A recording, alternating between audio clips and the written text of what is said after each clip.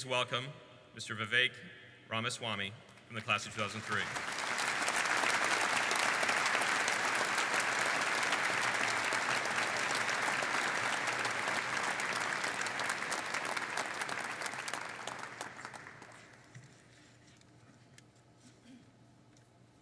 Thank you all, and it is a pleasure to be back here nearly 2 decades later. I'm going to kick it off by telling you about my first job that I had in high school. My first job was to be a ball boy at the tennis tournament in Mason, Ohio, the one that's right across the street from Kings Island. It was a pretty sweet job. Now, I loved it because you got to watch all the players up close, got to watch Andre Agassi, the top players in the world, and for me, Agassi was my top hero. But there was always somebody I was especially jealous of on that job. It was the announcer on center court. He got to sit courtside. He didn't have to chase balls in the heat. He didn't have to hand players their sweaty towels. I wanted that job. Now, the only problem is the guy who usually had the job is a properly trained guy in his 50s who has a voice made for radio, who could be trusted to speak over a megaphone to a stadium full of 10,000 people. So I had to get creative. Now, I knew they weren't going to give me the job if I just walked up and asked for it, so I tried a different tactic instead. I picked up the phone and I called him. I spoke in a deep voice. I told him I had done some radio, which is true. I'd done that during my time here at St. X, and they seemed pretty impressed. They didn't ask for my age. I didn't volunteer it. Thankfully, we didn't have Zoom back then. And to my surprise, they offered me a job there on the phone, saying an opening had just come up, and I accepted it right on the spot. So let's just say when I showed up for my first day on the job, they were a little surprised to see a scrawny teenager and realize they'd made a very bad mistake. But I gotta give them a chance. I gotta give them some credit. They gave me a chance. And in fact, they even gave me a chance to introduce none other than my longtime hero, Andre Agassi. They figured he's a senior at St. X. He clearly knows how to read. We're gonna give him a script. What could go wrong, right? The only problem was that I didn't like their script very much. It didn't do justice to the finesse, the skill, the legend of Andre Agassi. Did these guys even know who he was?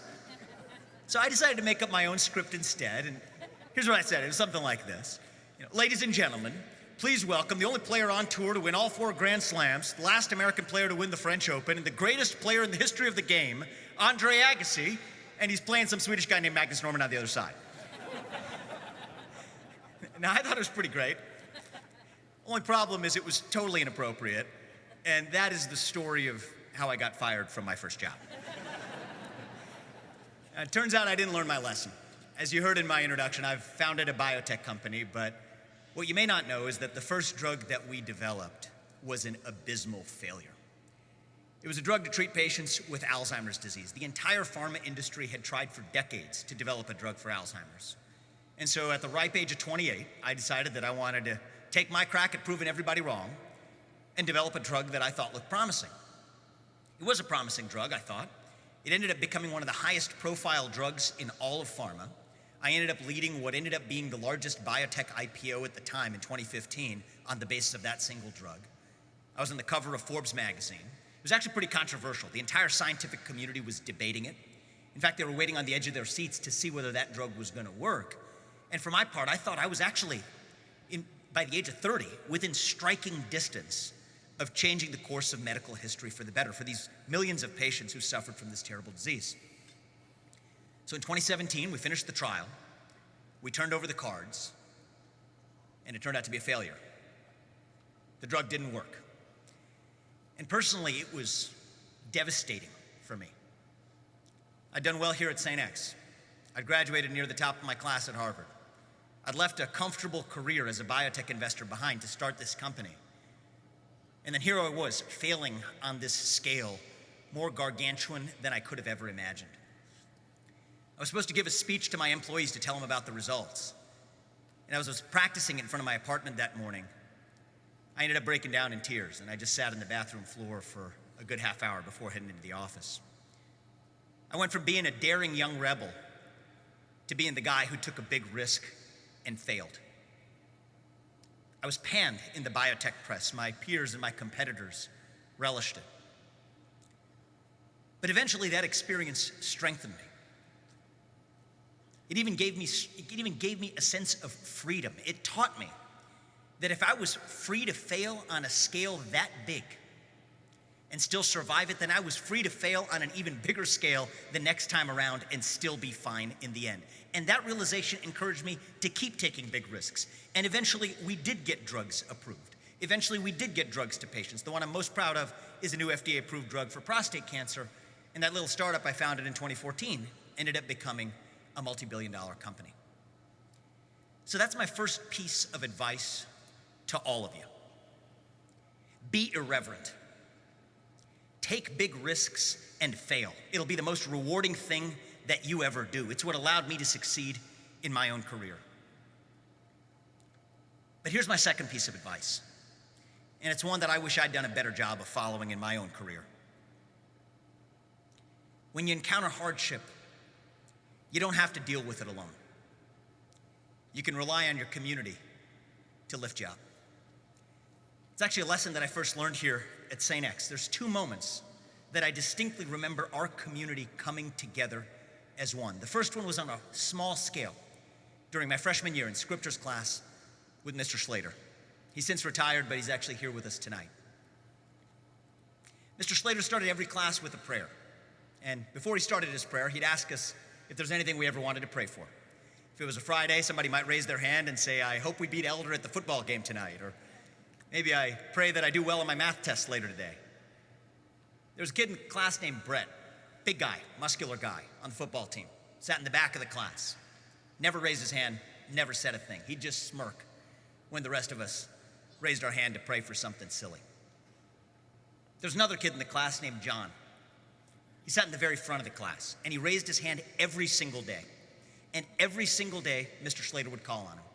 And every single day, John would say the same thing. He said, I'd like to pray for my mom. And every day, Mr. Slater would just nod with a smile. Now, we didn't know it at the time, but it turned out that John's mom wasn't doing too well. And one day that December, John didn't show up at school. He didn't show up the next day, and he didn't show up the day after that either. And on that third day, Mr. Slater started class the same way he did every day, asking the class if we wanted to pray for anything. And then something surprising happened.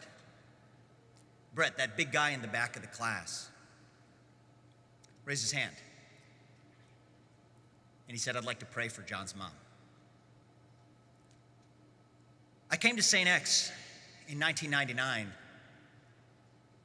to go to a school where I could pursue excellence without having to apologize for it, where we could be proud rather than ashamed of pursuing excellence. And I definitely found that here in spades. But in that moment in my freshman year, I found something that I didn't know I was going to find at 𝙁𝙁𝙡. I found a community that lifted each of us up when we needed it the most. The second moment that I remember was a couple of years later, in 2001, when I was in history class with Mr. Zeff. Another teacher opened the door, stuck his head into the classroom, and said, they got us. They hit the second tower at the World Trade Center. They hit the Pentagon. I remember Mr. Zeff paused for a second, threw out his lesson plan for the day, sat there with us in the class, turned on the TV, and we just watched it together for the next hour. We didn't just learn history that day. We were part of it. As awful as that event was, and as much as we wish nothing like that ever happens again, I miss the feeling that we had as a community, both the 𝙁𝙁𝙡 community and the American community at large, because for just that moment, it didn't matter if we were black or white, Democrat or Republican, Catholic or Hindu, 𝙁𝙁𝙡 grad or Muller grad. We all faced that tragedy together. Well, as I was preparing for tonight, I realized that you're the first graduating class in history here at a commencement where not a single one of you was born on the day that those two planes hit the Twin Towers 20 years ago. For me, it's a part of my high school experience. For you, it's a fact of history that Mr. Zeff teaches you from a history book. And that brings us to this year. You're graduating in the year 2021 after going through a once-in-a-century pandemic. More people died in America this year from COVID-19 than died on that day in 2001 on 9/11. You faced restrictions on interacting with your classmates.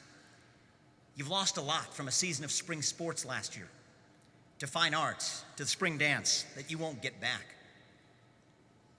But just like 9/11 brought us together 20 years ago, at least at St. X, this year's pandemic did the same thing. Your teachers voted with their feet to come back here and teach you in person, even if that meant taking some amount of personal risk for themselves. TX may not have been able to put on its annual fall play, at least in the fall, in a live manner, but you were able to channel your creativity to do it by video in a way that would have been previously unimaginable. We had the most successful athletic season of all time, winning a staggering 10 GCL championships. Kairos and the mission trips still happened, and here we are at a live commencement to celebrate the beginning of your lives as St. X graduates. So what's the moral of the story? Well, I hope the last year of your experience at St. X taught you the same thing that St. X taught me. Hardship is inevitable. That's just real life. You all encountered hardship this year, and you're going to encounter hardship in your lives beyond St. X. And when you do, you're going to have a choice to make. Will that hardship break you, or will it make you stronger? I've made my choice. It's what allowed me to succeed in my career. Hardship is not the same thing as victimhood. Hardship is what teaches us who we really are. But remember the second lesson too. When you encounter hardship, you don't have to deal with it on your own. You can lean on the people around you. If you have a strong community, you'll bounce right back and you'll do something great. You all went through hardship this year. You had a great community around you. So now go do something great. Thank you. God bless.